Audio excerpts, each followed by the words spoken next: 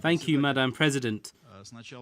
First of all, I would like to extend my condolences to you because under your presidency, we have just wasted 2 hours discussing the format of this meeting and have agreed that only 3 countries would speak in the open format. Mr. Eliasson, my Ukrainian counterpart, Ambassador Sergeyev, and the permanent representative of the Russian Federation. It seems that some of our colleagues in the Security Council are already prepared to violate this understanding. But what can you do when a free-for-all starts? I would like to thank Mr. Eliasson for his briefing and support what he said in conclusion, that now is the time for cool heads to prevail.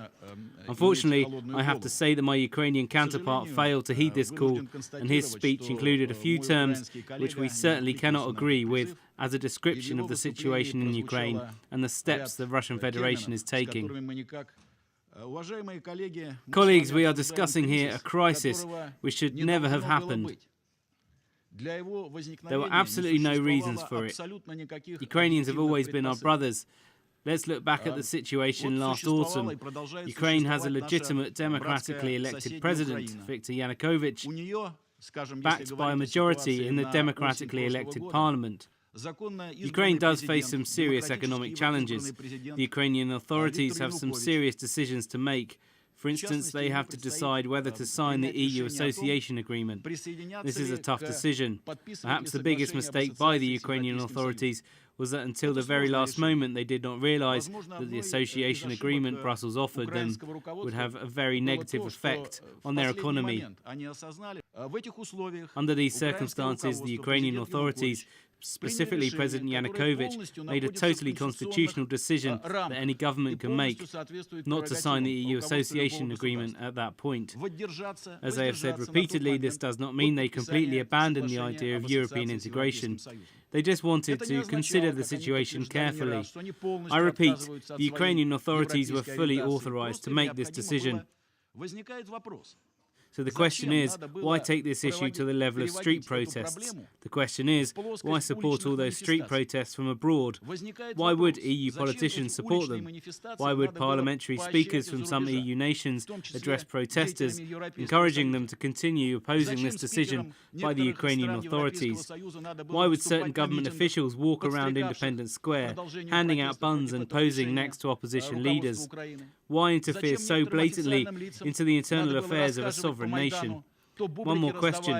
In the course of the crisis, President Yanukovych, I don't justify his actions because naturally there is a lot you can criticise him for, but I am just reviewing the facts, offered the position of Prime Minister to one of the opposition leaders, Mr. Yatsenyuk. Why wasn't this offer accepted? Why continue to escalate tensions? Mr. Yatsenyuk could have formed the government. He could have signed an association agreement with the EU, and then he would have been responsible for the catastrophic economic consequences of this agreement.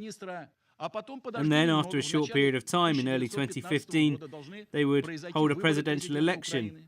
And if the people of Ukraine or the opposition didn't like Mr. Yanukovych, they could have elected somebody else. This has happened before in Ukraine's history. Ukraine had situations where Mr. Yanukovych lost elections and Ukraine had other presidents.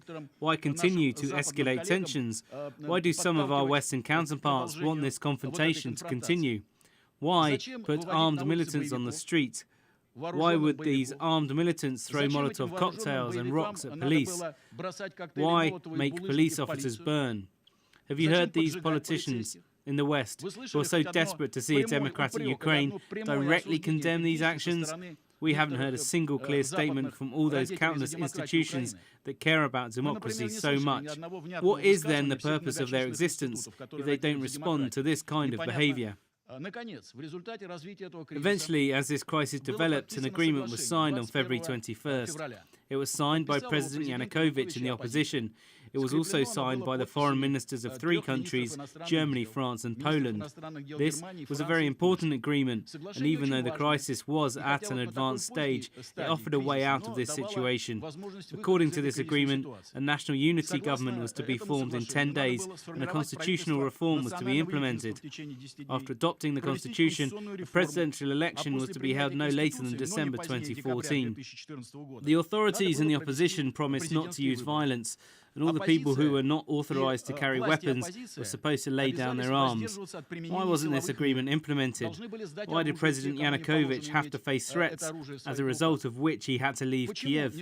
Why was the first decision the new Rada made, after all these painful events, a decision to repeal the law on languages? This law was adopted after a long political process and gave certain rights to minorities, and not just to the Russian minority, by the way. Why would they make such a decision on the very first day? Because this was not a political coalition, not a political process. This was what one of the opposition leaders described as a government of victors. In other words, this was a political group. I won't go now into discussions of whether it was a small group or a large group, imposing its will on other people. And we know that these groups which have seized power include some extreme radicals, and they have now been put in charge of Ukraine's security. I would like to speak now about the developments that took place over the last few days, which are the reason for our meeting here. Over the last few days and hours, there's been a serious escalation in Crimea, as well as in the eastern parts of Ukraine in general, since the agents from Kiev have operated in the eastern areas of Ukraine, and especially in Crimea, demonstrating a clear intention to do there what they have already done in Kiev. And it is known that they have already overthrown the local authorities in the western parts of Ukraine under the same intentions. Naturally, it caused deep concern in the Autonomous Republic of Crimea, and it was under these circumstances that the chairman of the Council of Ministers of Crimea, Sergei Aksyonov, made the statement that was mentioned today by Mr. Eliasson. I shall quote this statement to you. Quote, despite the agreements that have been reached with the central authorities that stipulated that no governing officials shall be appointed to any of the security, defense or law enforcement agencies without obtaining prior consent of the Supreme Council of the Autonomous Republic of Crimea, yesterday, on February 28th, Igor Avrutsky was appointed to be the head of the militia of Crimea, which constitutes a breach of the Constitution of the Autonomous Republic of Crimea and the laws of Ukraine, including the Ukrainian law on militia.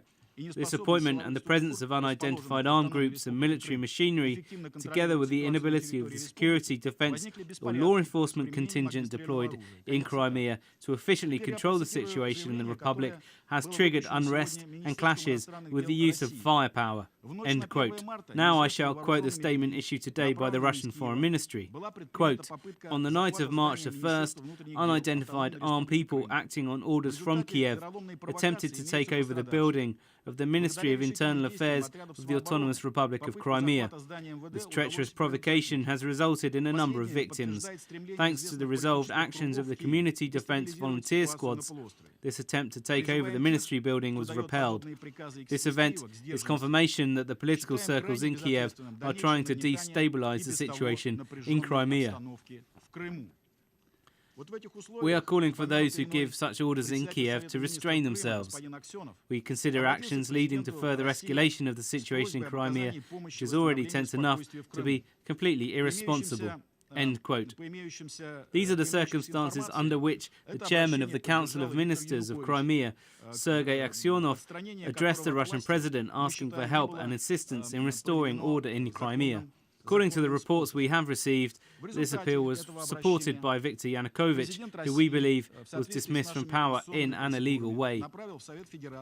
In compliance with the Russian constitutional procedures, the President of Russia responded to this address by submitting the following appeal to the Council of Federation. Quote, in view of an extraordinary situation that has developed in Ukraine and the existing threat to the lives of the citizens of the Russian Federation, including the military contingent of the Russian armed forces deployed on the territory of Ukraine in Crimea, based on the international agreement and in compliance with the Article 102, Part 1, Clause G of the Constitution of the Russian Federation, I am submitting this appeal to the Federation Council of the Federal Assembly of the Russian Federation, requesting permission to use the armed forces of the Russian Federation on the territory of Ukraine until the political and overall stabilization of the situation in Ukraine is achieved. End quote. I would like to draw your attention to the wording "on the territory of Ukraine."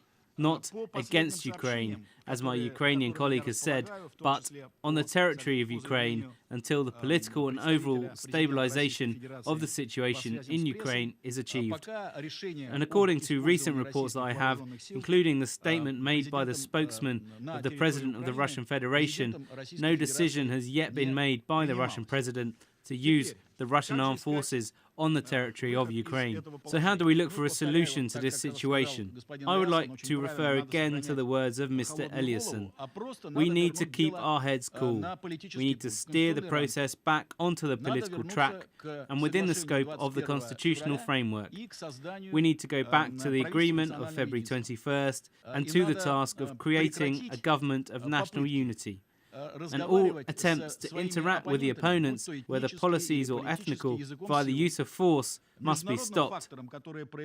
The international parties who have an elevated interest in the situation in Ukraine need to restrain the radical forces there and to recommend all the Ukrainian opposition activists who are now located in Kiev to stay away from the radicals and not to let the latter get the upper hand in Ukraine, as such actions could lead to disastrous consequences, which is something that the Russian Federation is trying to prevent from happening. Thank you, Madam President.